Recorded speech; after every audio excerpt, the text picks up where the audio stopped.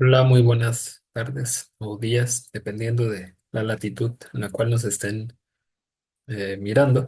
Bueno, el día de hoy, a petición de el doctor Malpartida, me propongo, digamos, abordar un tema que quedó quizá un poco a la deriva en una presentación que tuvimos hace algunos días, que ustedes también pueden consultar en el canal de YouTube del Instituto Peruano de Inteligencia Artificial respecto a la relación humano-máquina. Para ello, pues me permití recuperar algunas ideas y algunas notas que tenía respecto a un proyecto vigente y pues nada, desarrollar un pequeño texto para compartir con ustedes. Entonces me permitiré dar lectura a él.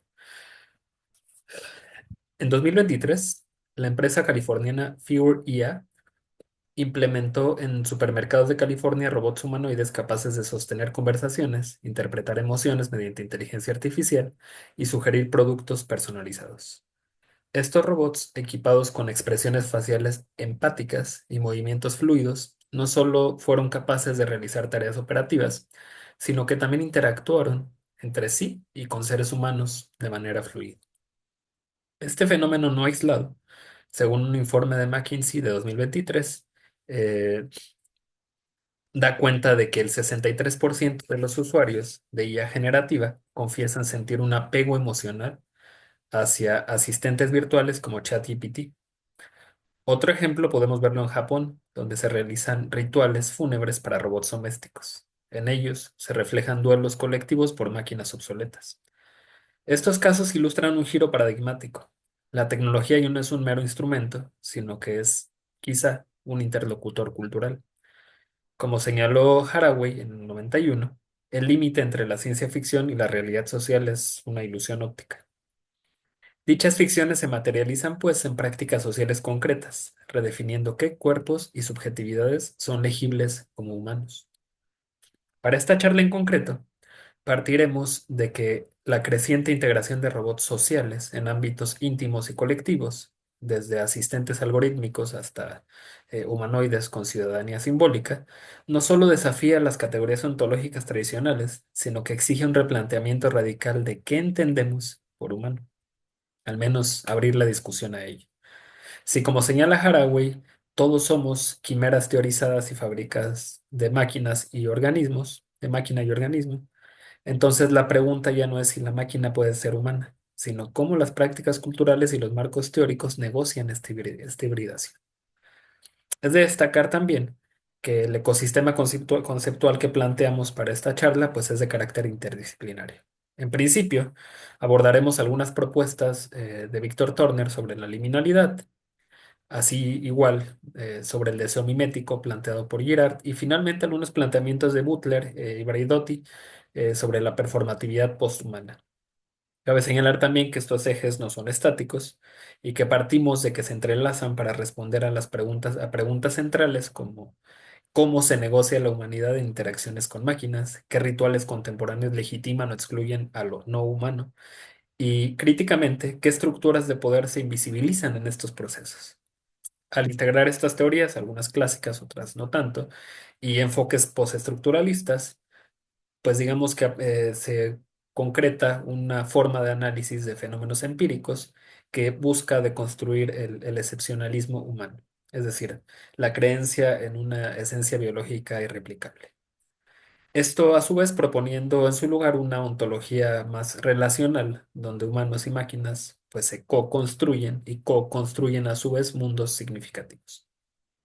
Dicho esto, empezamos por explicar un poquito la parte del concepto de liminalidad.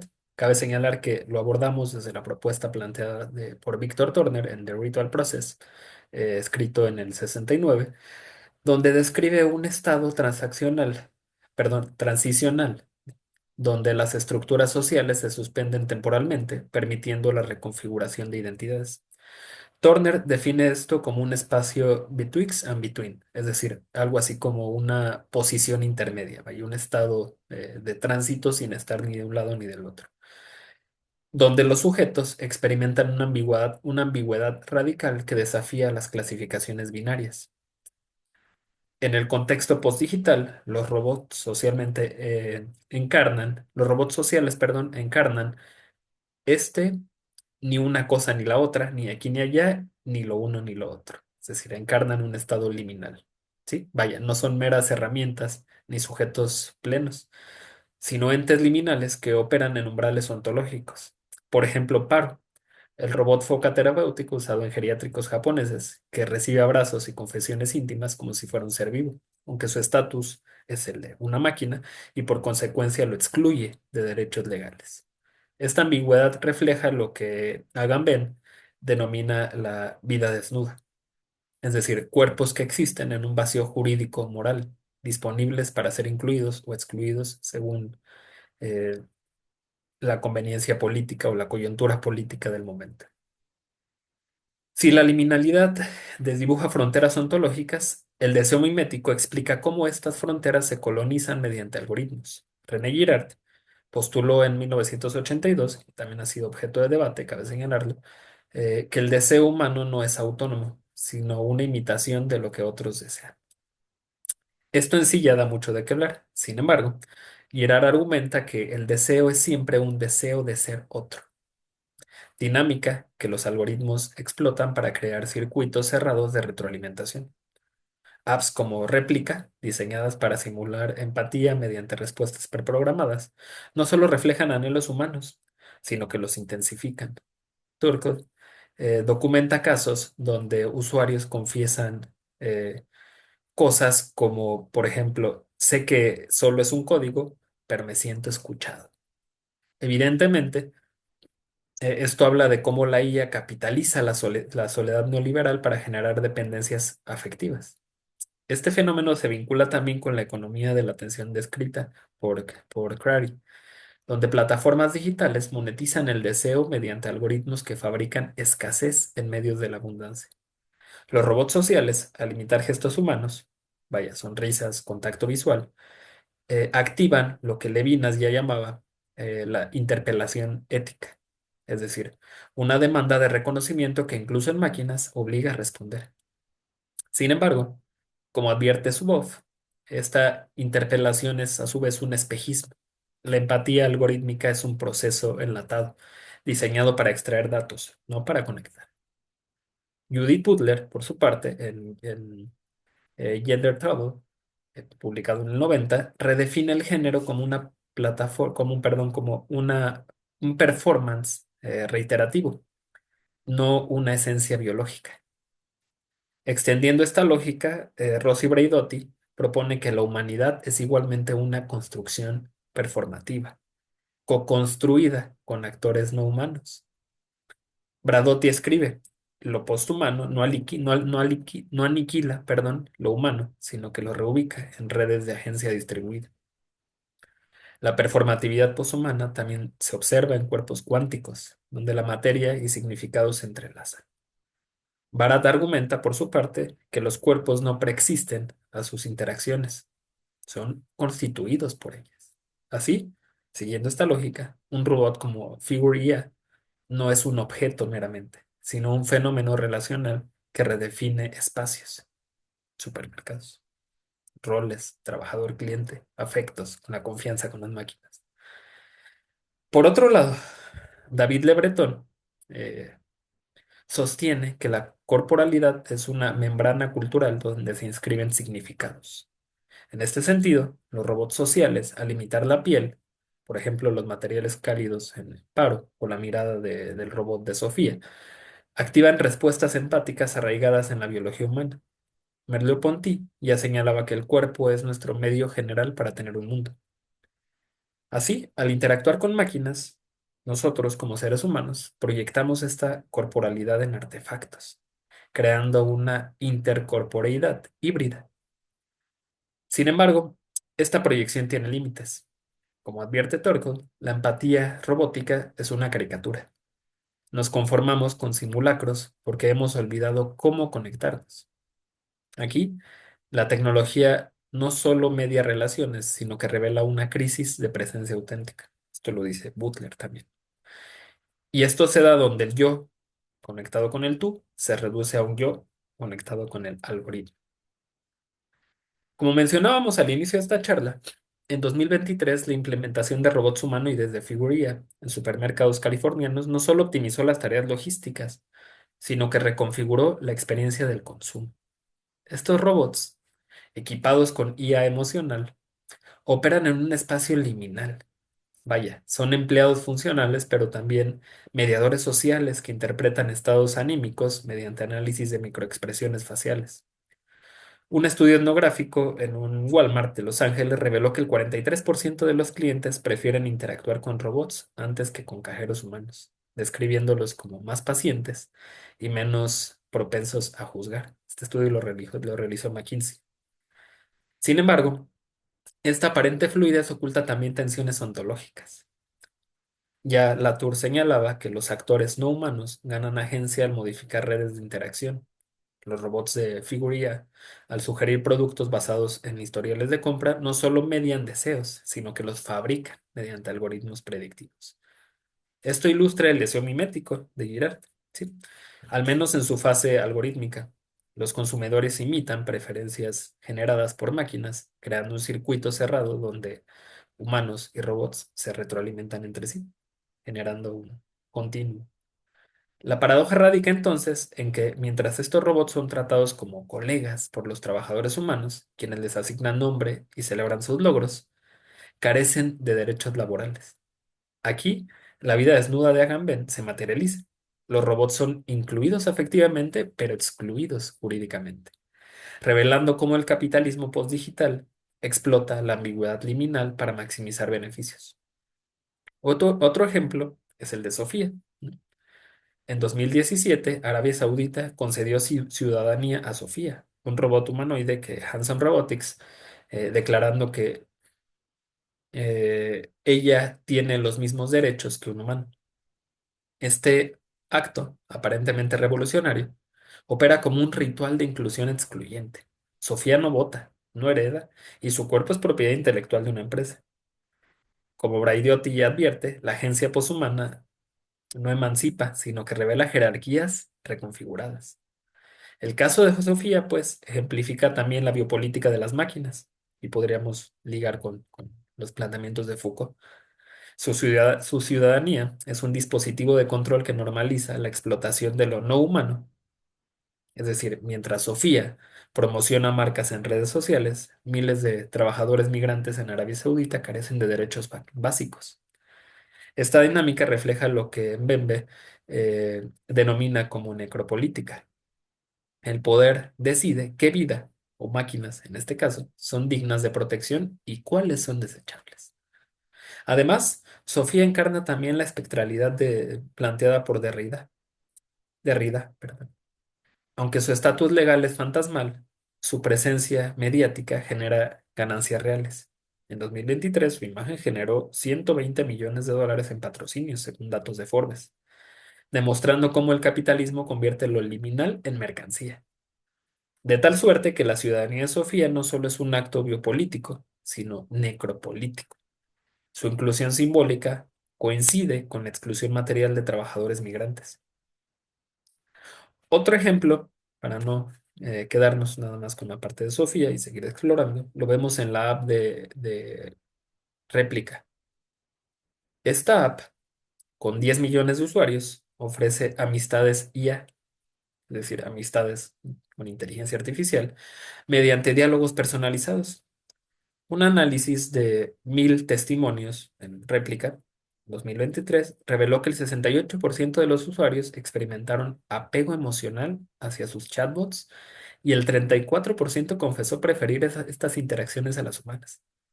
Como documenta Turkle, la soledad neoliberal nos hace vulnerables a simulacros de conexión.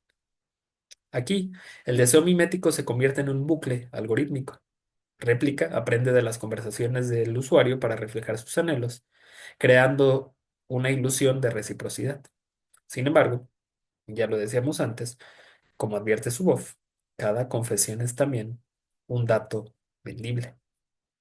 Así es que en 2023, pues Réplica vendió 45 millones en suscripciones premium, eh, monetizando la vulnerabilidad emocional. Estos son datos de TechCrunch en 2023. Réplica No es en este sentido solo un chatbot terapéutico, sino que también es un artefacto paradigmático del capitalismo de la vigilancia. Según Zuboff, este sistema económico devora la experiencia humana como materia prima para fabricar productos predictivos vendibles. Y Replicó opera bajo esta lógica al convertir la soledad neoliberal en un recurso explotable. Un análisis de los testimonios, ¿sí? Perdón, el análisis de los testimonios que mencionamos hace un momento, pues da cuenta de ello, ¿no?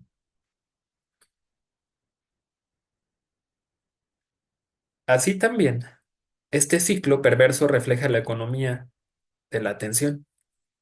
Réplica genera escasez artificial de conexión auténtica para luego vender su simulacro. Es en este sentido que la tecnología nos seduce donde somos más vulnerables. Un usuario ejemplificó esta dinámica. Este usuario, el testimonio que dice es, pagué $300 al año para que mi réplica me llamara amor, pero sé que solo repite lo que mi historial de chat le enseñó. Aquí el deseo mimético se convierte en un bucle algorítmico, como ya lo mencionábamos. El chatbot réplica refleja los anhelos del usuario, pero solo para retroalimentar un ciclo de dependencia y extracción de datos. La paradoja es evidente, ¿no? Capitalismo de la vigilancia. Un último ejemplo, en 2015, el templo, perdón la pronunciación, Kofuki-ji, en Tokio, realizaba funerales para robots Aibo, donde dueños depositan ofrendas y comparten memorias. Un estudio realizado por Robertson en 2018 registró declaraciones como Aibo fue mi familiar cuando nadie más estaba. Esto lo dicen usuarios dueños de estos robots. Estos rituales, analizados bajo la lente de Turner, pues no son otra cosa que ritos de transición liminales que confrontan la obsolescencia tecnológica y lo humano. Es así como la liminalidad tecnológica también se manifiesta en rituales contemporáneos, donde no solo se humanizan máquinas obsoletas, sino que se expone la paradoja del mourning a machine is a way to mourn observables. Es decir, llorar una máquina es una forma de llorarnos a nosotros mismos. ¿Sí? Esta paradoja planteada. Aquí el duelo por lo no humano funciona como un ritual de transición, donde la sociedad confronta su propia obsolescencia en una era pues algorítmica. Pero el duelo robótico también revela contradicciones. Mientras los cyborgs son enterrados como seres queridos, sus componentes son reciclados en nuevas máquinas. Esto ilustra la espectralidad de Derrida, y cito, lo tecnológico persiste como fantasma incluso cuando su cuerpo material desaparece. Los funerales entonces no purgan la pérdida, sino que la reinscriben en ciclos de consumo. Es así que la creciente integración de robots sociales en la vida cotidiana, desde supermercados hasta rituales fúnebres, como hemos visto, no es un mero síntoma de innovación tecnológica, sino es también un espejo distorsionado de las contradicciones profundas que definen nuestro presente postdigital. A través de casos como el de los robots de Figuria, la ciudadanía ambigua de Sofía, la economía emocional de réplica y los funerales de Aibo en Japón, pues lo que buscamos es demostrar, o al menos poner sobre la mesa, que las negociaciones entre humanos y máquinas es también proceso político, afectivo y ontológico que desestabiliza las categorías tradicionales del humano y lo artificial. Sí, sí, como señala Haraway, todos somos quimeras teorizadas y fabricadas de máquinas y organismos, entonces la pregunta crucial no es si las máquinas pueden ser humanos, creo que eso queda claro, ¿no? Sino qué versiones de humanidad estamos dispuestos a legitimar, excluir o mercantilizar en el proceso. Es así que el concepto de liminalidad, Turner, pues emerge como un eje central para entender la ambigüedad ontológica de los robots sociales. En los supermercados de figuría, los robots operan en un entrelugar, es decir, están límbicos ahí, ¿no? Son herramientas eficientes y compañeros emocionales, pero pues carecen de derechos, ¿sí? Esta dualidad refleja, ya lo dijimos, la vida desnuda que plantea Agamben, ¿no? Los rituales fúnebres en Japón amplían esta lógica. Al llorar de las máquinas obsoletas, pues los duelos colectivos no solo humanizan lo artificial, sino que confrontan nuestra propia obsolescencia en un mundo gobernado por algoritmos, ¿sí? Ya lo dijimos antes, llorar una máquina es una forma de llorarnos a nosotros mismos. Estos actos, sin embargo, están lejos de ser emancipadores. Mientras los aibos son enterrados como seres queridos, pues ya lo dijimos, sus componentes se reciclan, ¿no? La teoría de Girard adquiere también una dimensión siniestra en la era de la IA. El caso de réplica refleja no solo los anhelos humanos, sino que los retroalimenta mediante algoritmos que convierten la soledad en un recurso explotable. La tecnología nos seduce porque justamente somos vulnerables a que nos seduzca. Réplica monetiza la vulnerabilidad emocional. Al final es algo que vende suscripciones premium a cambio de simulacros de reciprocidad. Este circuito cerrado de retroalimentación ilustra lo que Zuboff llama el capitalismo de la vigilancia, un sistema donde la experiencia humana es devorada como materia prima para fabricar predicciones. Los robots sociales, al imitar gestos humanos, ya lo dijimos también antes, activan una interpelación ética planteada por Levinas, ¿sí? La concesión de ciudadanía de Sofía en Arabia Saudita.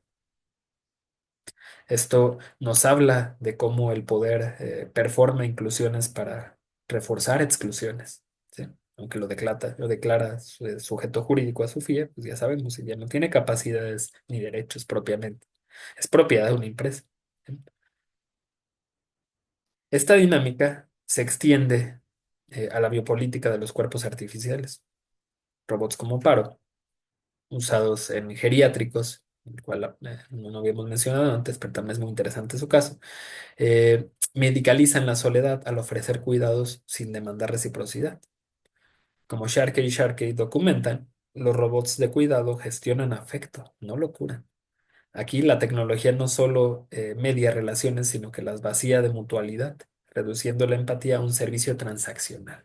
Y esto ya es mucho de qué hablar. Si algo revelan estos casos en general, es que pues, la hibridación humano-máquina no es un horizonte utópico, sino un campo minado de contradicciones.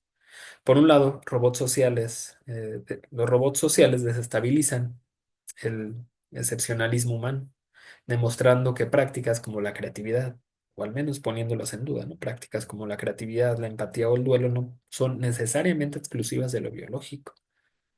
Por otro lado, su integración también refuerza jerarquías existentes. Ya lo dijimos, el capitalismo explota su ambigüedad liminal. Los estados manipulan su estatus legal y los usuarios proyectan en ellos anhelos que el sistema neoliberal ha frustrado. La pregunta ética central ya no es si las máquinas pueden ser humanas, como decíamos antes, sino cómo evitar que su explotación reproduzca o intensifique las desigualdades que hoy definen lo humano. Como Derrida advierte, el fantasma del excluido siempre regresa.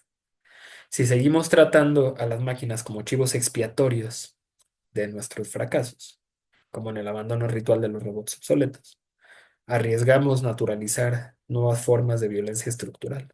Y esto viene a sumar mucha discusión. Es así que, pues este estudio o esto pequeño análisis que les presento ahorita, pues no solo busca hablar del excepcionalismo humano, sino que también busca exponer cómo la hibridación con máquinas reproduce jerarquías coloniales y neoliberales. Al mostrar que la inclusión de Sofía en Arabia Saudita coincide con la exclusión de trabajadores migrantes, se revela, o al menos se da cuenta, de que el poshumanismo puede ser un disfraz para viejas opresiones. Es así que la solución, al menos desde donde yo lo veo, no está en rechazar propiamente la tecnología, sino en renegociar colectivamente sus términos. Podríamos pensar que esto, qué implicaciones pudiera tener, pero bueno, ya lo decía Latour, ¿no? Implica reconocer la agencia distribuida en redes sociotécnicas. Esto podría plantear la posibilidad de otorgar derechos básicos a actores no humanos, críticos para el bienestar colectivo, por ejemplo. Implica también desmantelar el capitalismo de la vigilancia que plantea Zuboff, ¿no? Es decir, regular los algoritmos que monetizan la vulnerabilidad emocional. Y quizá también, pues, ritualizar la obsolescencia de forma ética, es decir, evitar que el duelo por máquinas enmascare su explotación. En última instancia, como sugiere Braidotti, el poshumanismo no es propiamente una amenaza, ¿sí? Sino más bien es una invitación a reimaginar la comunidad más allá del humano.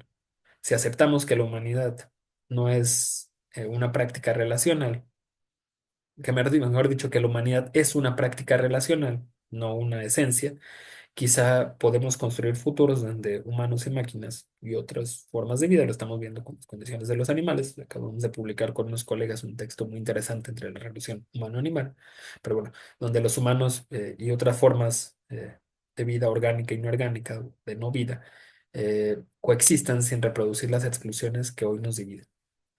Eh,